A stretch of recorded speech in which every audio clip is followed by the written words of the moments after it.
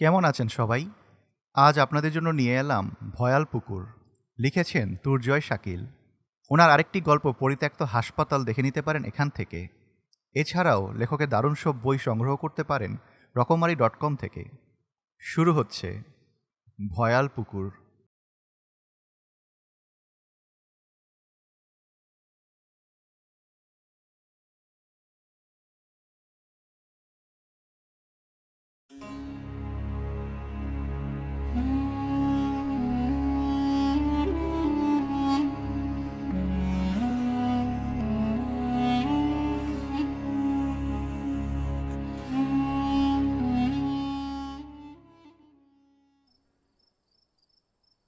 সন্ধ্যা প্রায় ঘনিয়ে আসছে।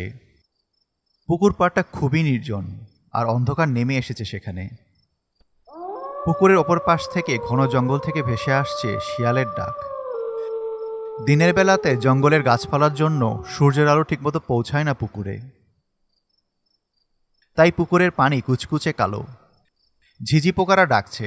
রহমত শীষ বাজাতে বাজাতে পুকুরের পাড় দিয়ে হেঁটে বাড়িতে যাচ্ছিল। হঠাৎ দেখল পুকুর পাড়ের তালগাছটার গোড়ায় কে যেন বসে আছে। লোকটার কাছে গিয়ে রহমত জিজ্ঞাসা করল, কে আপনি?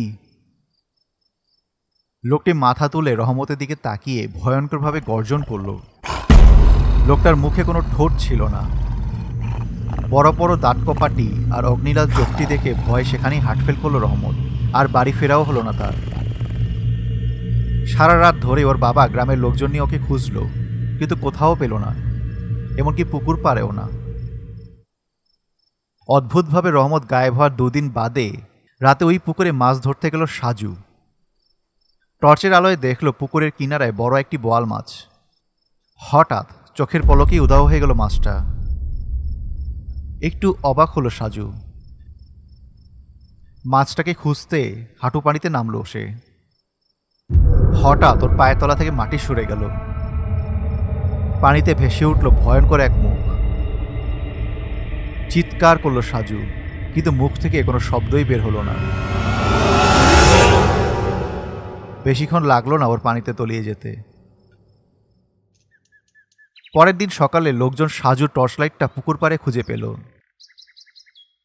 তারপর থেকে গ্রামের মধ্যে লোকজনের মধ্যে আতঙ্ক ছড়িয়ে পড়ল। এতদিন লোকজন ওই পুকুরটাকে অন্ধপুকুর বলেই জানত, কারণ এর পানি কুচকুচে কালো, আর এই পুকুরের পানি কখনো সেচাও যায় না। কিন্তু সাজু নিখোঁজ হওয়ার পর এই পুকুরটাকে সবাই ভৌতিক পুকুর নামে অভিহিত করল। তার কিছুদিন বাদে শহর থেকে ফিরে আসলেন ফাহিম সাহেব। আসতে আসতে একটু রাত হয়ে গেল। সেই পুকুর পাড় দিয়ে হেঁটে বাড়ি যাচ্ছিলেন। 4টা আলো ভালোই ছড়াচ্ছিল। গাছতলার কাছে এসে দেখলেন তার 4 বছরের একমাত্র মেয়ে ঈশা গাছের গোড়ায় বসে খিলখিল করে হাসছে। অবাক হয়ে ফাহিম সাহেব বললেন, মামুনি, তুমি এত রাত এখানে কি করছো? ঈশা তখন পুকুর পাড় দিয়ে হাঁটতে হাঁটতে পুকুরে নেমে গেল। ফাহিম সাহেবও ঈশা ঈশা করে ডাকতে ডাকতে পুকুরে নেমে গেলেন। পুকুরে নেমে উনি বুঝতে পারলেন আসলে অনেক বড় একটা ভুল করে ফেলেছেন তিনি। আগেই তার ভাবা উচিত ছিল, তার মেয়ে এত রাতে পুকুর পাড়ে আসবে কেন, আর পুকুরেই বা নামবে কেন।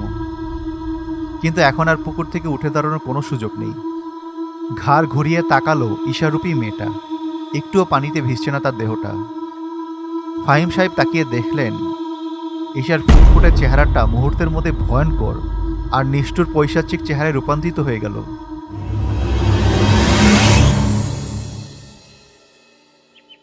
পরের দিন সকালে ফাহিম সাহেবের লাশটা পুকুর পাড়েই পাওয়া গেল। রহমত আর সাজুর মতো গায়েব হননি তিনি।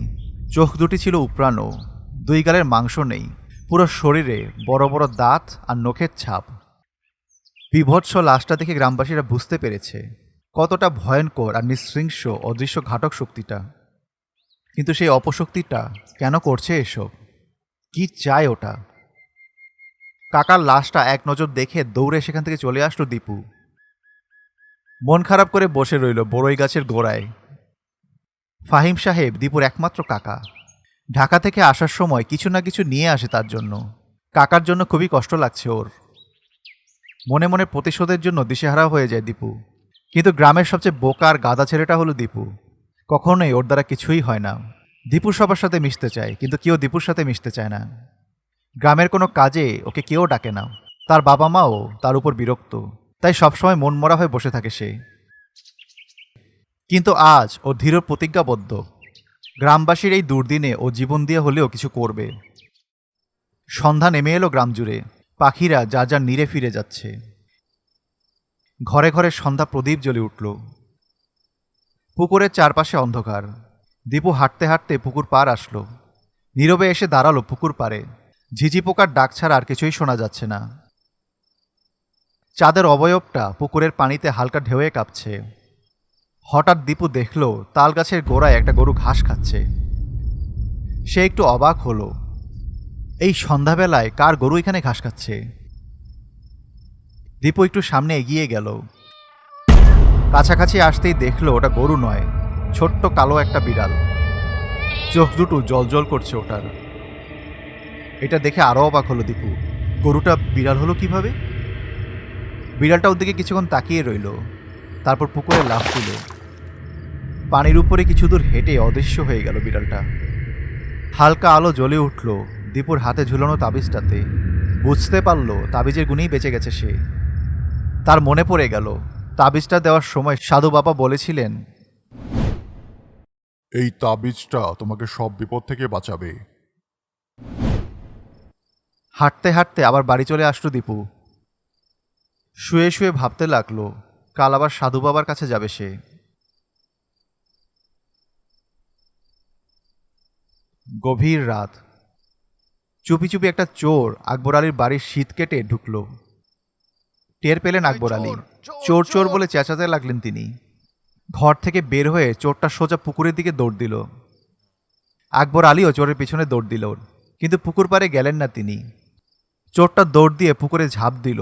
ভাবল পুকুরটা সাঁতরে পার হয়ে জঙ্গল দিয়ে পালিয়ে যাবে, কিন্তু চোরটা বুঝতে পারেনি পুকুরে ঝাঁপ দেওয়া থেকে আকবর আলীর হাতে ধরা পড়াটাই ভালো ছিল। 20 মিনিট ধরে সাঁতরিয়ে চোরটা কোনোভাবেই পুকুরটা পার হতে পারছে না। যতই সে সামনের দিকে এগোচ্ছে পুকুরটা যেন ততই বড় হচ্ছে। তখনই ভেসে উঠল ভয়ঙ্কর সে বিভৎস মেয়ের চেহারাটা।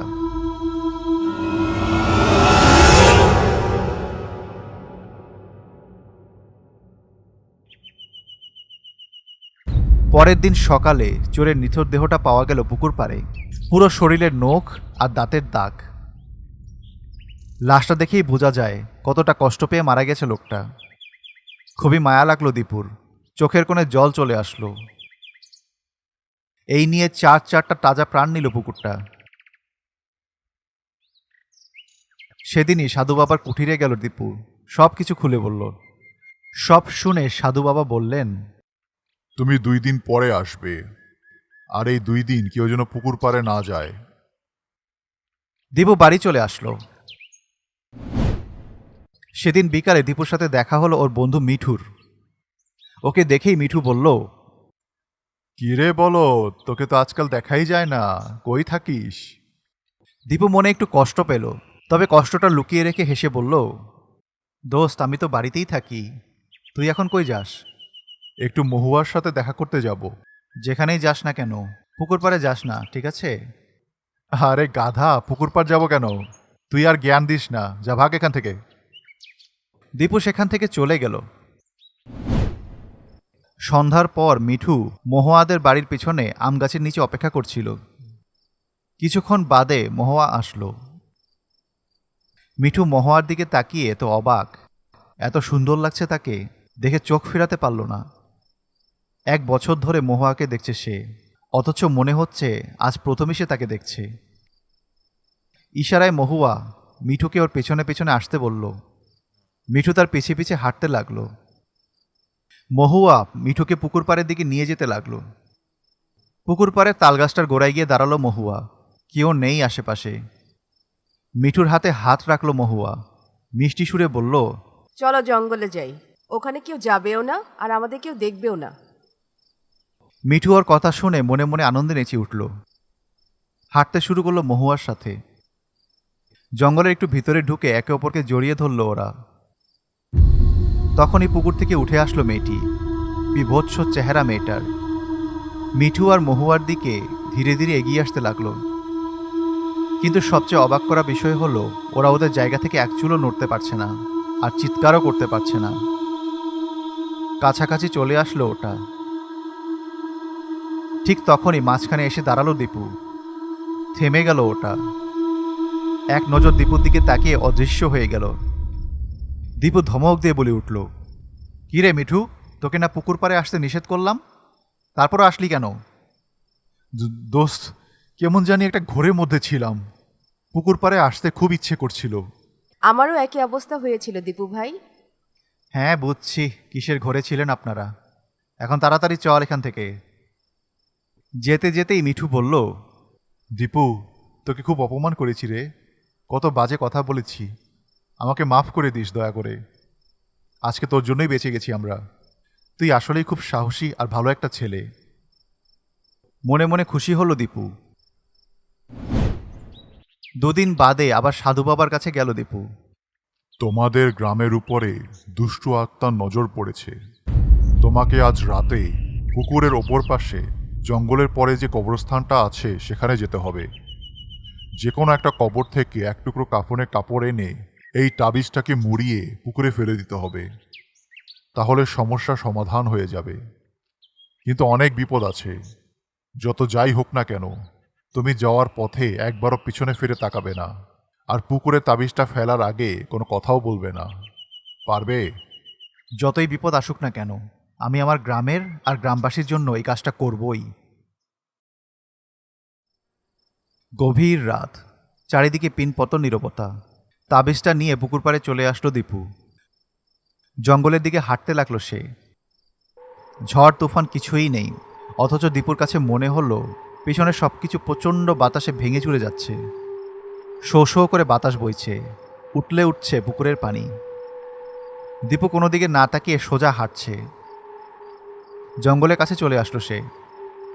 তখনই পেছন থেকে কে যেন ফিসফিস করে বলে উঠল। দীপু সে কথায় কোনো কান না দিয়ে সোজা হাঁটতে লাগলো। জঙ্গলের ভিতরে সে ঢুকে গেল। হঠাৎ দেখলো তার সামনের গাছে মিঠু ঝুলছে, চোখগুলো খোলা, জিভটা বের করা। তাও থামলো না দীপু, সামনে এগিয়ে গেল।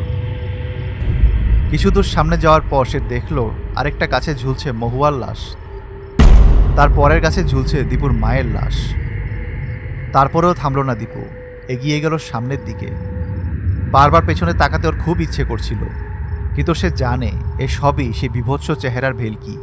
ভয়ে ওর বুক কাঁপছে। সমস্ত সাহস সঞ্চয় করে ও সামনের দিকে এগিয়ে গেল। জঙ্গলটা পার হয়ে গেল, কবরস্থানে ঢুকলো। একটা নতুন কবর খুঁজছিল সে, পেয়েও গেল। সেখান থেকে এক টুকরো কাফনের কাপড় নিয়ে সে জঙ্গলের দিকে আবার রওনা দিল। হাঁটতে হাঁটতে তাবিজটাকে কাফনের কাপড় দিয়ে মুড়িয়ে ভালোভাবে বেঁধে নিল। অর্ধেকটা জঙ্গলে চলে এসেছে। তখন সে দেখল জঙ্গলের বড় বড় সমস্ত গাছে ঝুলছে ওর মৃতদেহ, চোখ খোলা, জিভটা বের করা। থমকে দাঁড়ালো দীপু। তার মনে হতে লাগলো পেছনে হাজার হাজার গাছপালা ভেঙে সব লাশ তাদিকে এগিয়ে আসছে। মনে হয় ওর পায়ে যেন পাথর বেঁধে দিয়েছে। হাঁটতে খুব কষ্ট হচ্ছে ওর। একটু একটু করে সামনের দিকে এগোতে লাগলো সে। পেছন থেকে বাতাসে ভেসে আসতে লাগলো হাজারো ডাক। কোনো দিকে না তাকিয়ে সে সোজা হাঁটতে লাগলো। অনেক কষ্টে পুকুর পাড়ে পৌঁছালো সে। তাবিজটা ছুঁড়ে মারল পুকুরে। শেষবারের মতো পানিতে ভেসে উঠল সেই মেয়েটার বিভৎস চেহারা। হালকা ঢেউয়ে ধীরে ধীরে পানিতে মিলিয়ে গেল চেহারাটা। দীর্ঘশ্বাস ফেলে পুকুর পাড়ে বসে পড়ল দীপু। বুক এখনো কাঁপছে তার, পুরো শরীর ঘামে ভিজে গেছে। আকাশের দিকে তাকালো সে। চাঁদের ওপর থেকে সরে গেল ভয়াল ছায়াটা।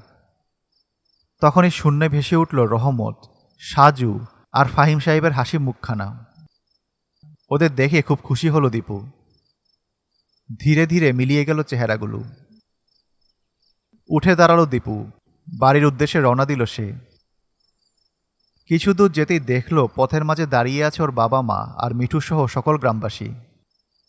মিঠু বলল, আমি আসলে আজকে তোর পিছে পিছে গিয়েছিলাম সাধু বাবার কাছে।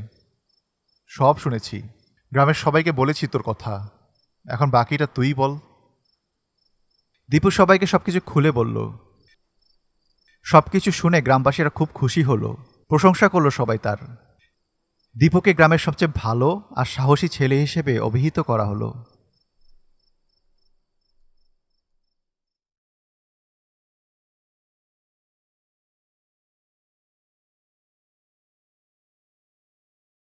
Animated stories, best channel you ever seen. Animated stories, you are in a horror dream. Animated stories, you just take the bloody cream. Go and get the popcorn and you're ready for the horror team. Animated stories, best channel you ever seen. Animated stories, you are in a horror dream. Animated stories, you just take the bloody cream. Go and get the popcorn.